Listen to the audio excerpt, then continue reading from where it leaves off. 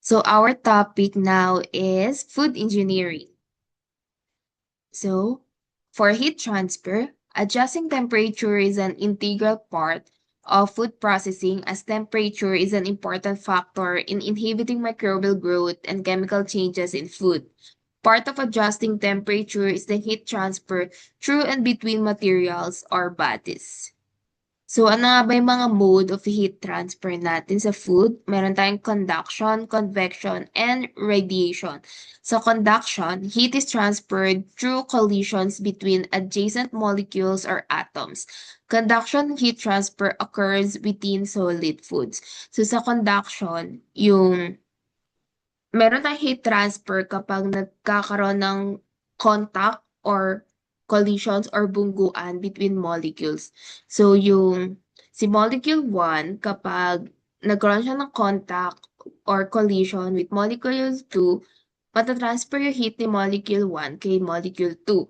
So, conduction, heat transfer occurs sa mga solid foods. So, example natin, meron tayong metal spoon na nilagay sa ating mainit na teacup. So, after some time, yung metal spoon natin is pag hinawakan natin, is iinit na din siya. Then, meron din tayo here, yung metal spoon naman, umiinit kapag naiwan natin sa isang hot pan. So, when sa convection naman, heat is transferred by the movement of a fluid, liquid, or gas. So, sa convection naman, kung sa conduction ay sa mga solid foods, sa mga liquid or gases natin is convection ang nangyayari. So, when a fluid is heated, its particles gain kinetic energy. It moves faster and spread out, which decreases the fluid's density and causes it to rise, while the cooler or denser fluid sinks to take its place. So, sa convection naman, yung mga particles natin na nag-gain ng kinetic energy or yung mga heated particles natin, ang movement nila is pataas. Samantalang yung mga particles naman natin na cooler or mga malamig is they will sink down. So yung mga hot particles natin, sila yung aakyat, they will rise, while yung mga cooler particles, sila yung magsisink.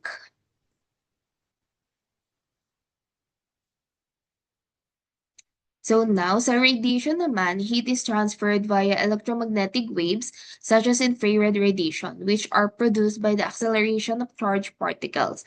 So this mode of heat transfer does not require a physical medium and can occur in a vacuum. So sa ating mga food processing plant, heat transfer between two or more fluids occurs in heat exchanger. So heat exchangers can be classified based on flow configuration, or they can also be classified as contact and non-contact type. So sa basic flow configuration ng ating mga heat exchanger, meron tayong tinatawag na counter-current flow. So, sa counter-current flow, yung isang fluid is nagmo-move siya pwede from right to left, while yung isa nating fluid is nagpo-flow from left to right. So, nagpo-flow sila parallel to each other but in opposite direction. So, yung isa naman nating basic flow configuration is the concurrent. Kung kabalikan to ng countercurrent, since sa concurrent flow, yung ating mga fluids or stream flow, they flow parallel to each other in the same direction. So, para silang pwedeng si fluid A from left to right, and then si fluid B is from also left to right. So, example, si fluid A natin, yung ating hot, yung ating medium, and then yung ating fluid B is ang ating food product. Then sa cross flow naman, the streams flow at right angles to each other. So example, si fluid A is from left to right, while si fluid B is from bottom to top. And then meron tayong tinatawag na hybrid flow. So ito yung combined namang flow natin. Example, combined cross flow or counter flow heat exchangers and mga multi-pass flow heat exchangers. So, as mentioned, ang ating mga heat exchanger can also be classified kung contact type sila or non-contact type. Pag sinabi nating non-contact type, there is a physical separation between the product and the heating medium. So wala silang direct contact sa isa't isa.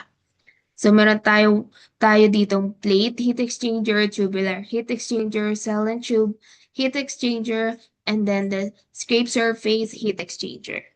So discuss them isa-isa. Sa plate heat exchanger, so as shown, meron tayong mga plates here, mga thin stainless steel plates. They are stuck parallel to each other and they are close together. They are held closely together. So from that, meron tayong isang fluid na dumadaan from left to right, and then meron din tayong cold fluid inlet na nagfa-flow from right to left. So from that, nagkakaroon tayo ng alternating flows ng ating mga fluid, and then the heat is transferred by conduction that occurs through the plates.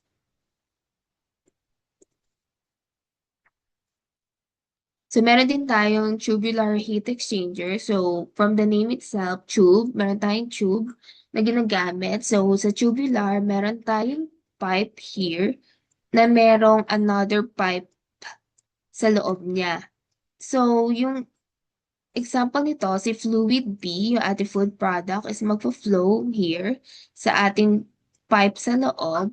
And then yung pipe that enclose the pipe that contain the fluid B, dun magpo-flow yung ating heating media. So example here, kay fluid A here, then the fluid A goes out here.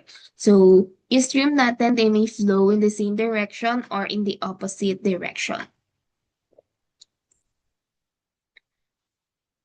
So, meron din tayong tinatawag na shell and tube heat exchanger. So, meron tayong shell and tube. So, example nito, meron tayong isang malaking shell dito na may madaming mga tubes. Meron tayong bundles of tubes. So, unlike kay tubular, na meron lang tayong isang tube and then sa loob nun, meron pang tube.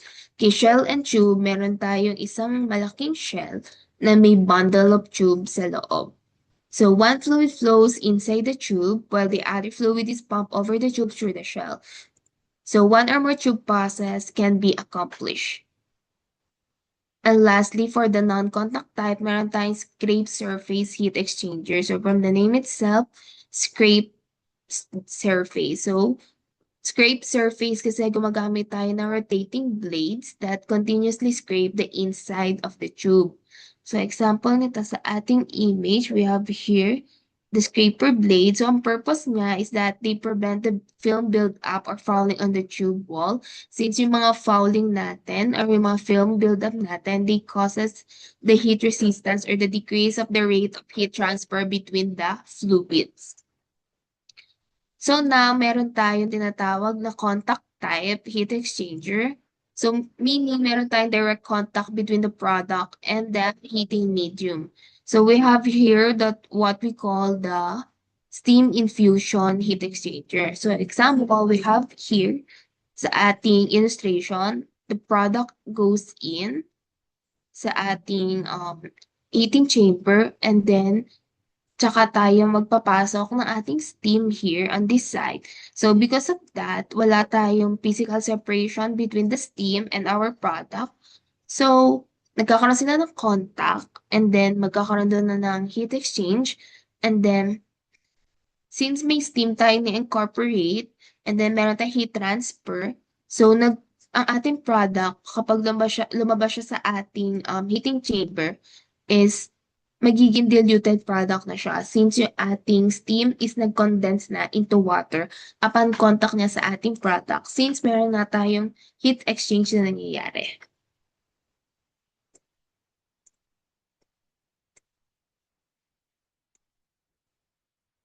So now for our questions, practice questions.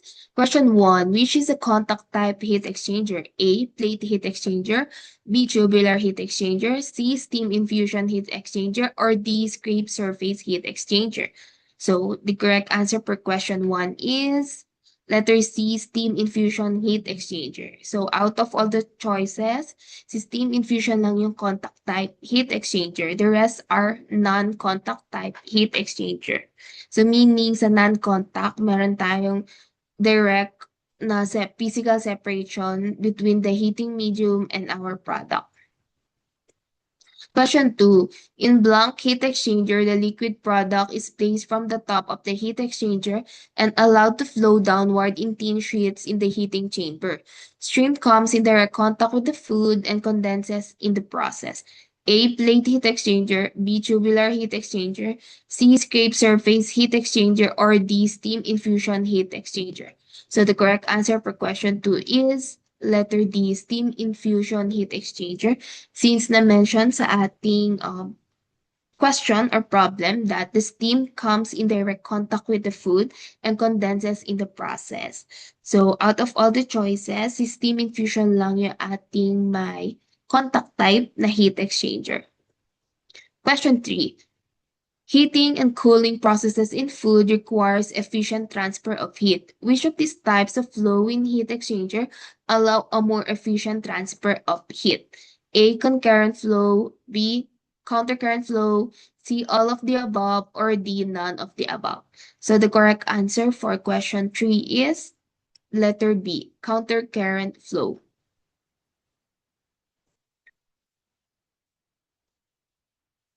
So thank you so much for listening.